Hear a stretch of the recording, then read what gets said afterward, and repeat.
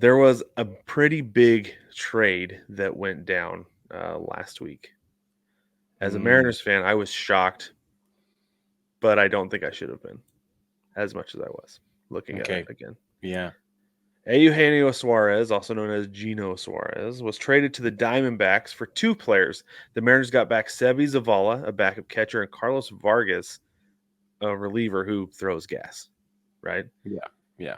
So my first my first reaction was, this is terrible. I hate this. Like, what are you doing? You're trading away one of your main clubhouse guys, a borderline gold glover at third base, and somebody who could be in the argument for a silver slugger if he didn't strike out so much.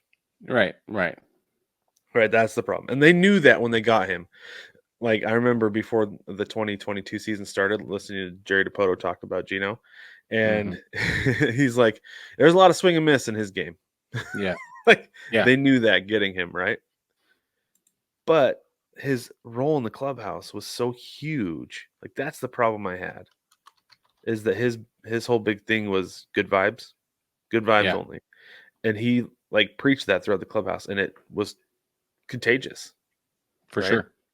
Yeah. So that was the issue I had. But before I get into it, though, Brig, I mean, your limited exposure, I'm sure it is Zavala and Vargas for Gino, who I think you are somewhat familiar with, right? Like, do you have any initial opinions or takes I on do. that? I was like, okay, hold on. What's with an additional trade for a capable known quantity moving away from Seattle to Arizona in search of prospects or up and comers or maybes?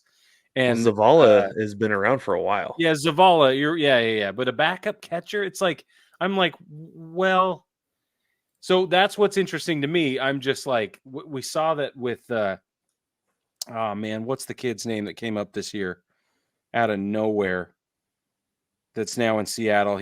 He was great in Arizona at the first part of the year. Oh man. Oh, Canzone? Dominic Canzone. Yeah. Right? It's like, what's going on here? This is a pattern now. So that was my initial impression. I don't know what to do with that information or that impression, but that was what I first thought. Yeah, and so this is the thing. This is one of the big things that management has been talking about that they're trying to do with the Mariners this year is to cut down on strikeouts. Yeah. Gino led the American League in strikeouts, was second in all of major leagues this year in strikeouts. Yeah. Behind him was Teoscar Hernandez, second in strikeouts in the American League. Also, no longer on the roster. Right.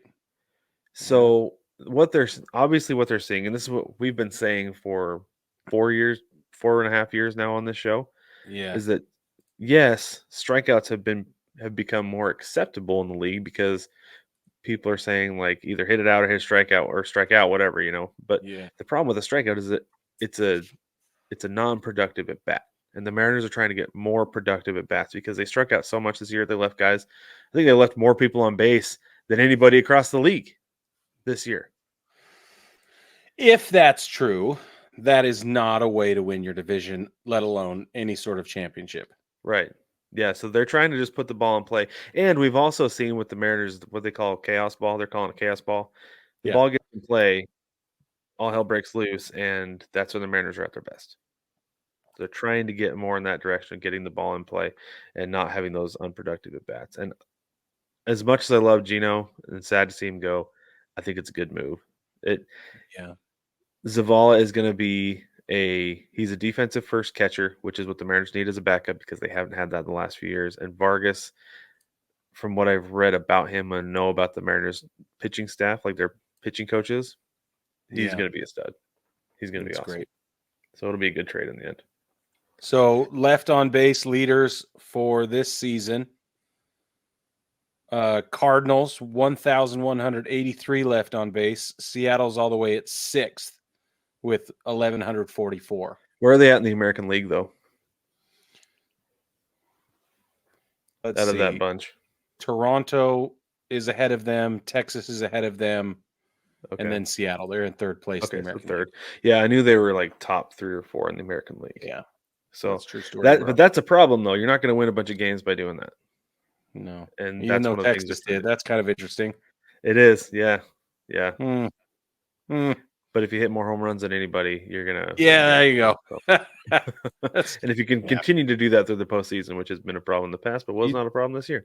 All you got to do is have Corey Seager, apparently, and Will Smith. Then you're good.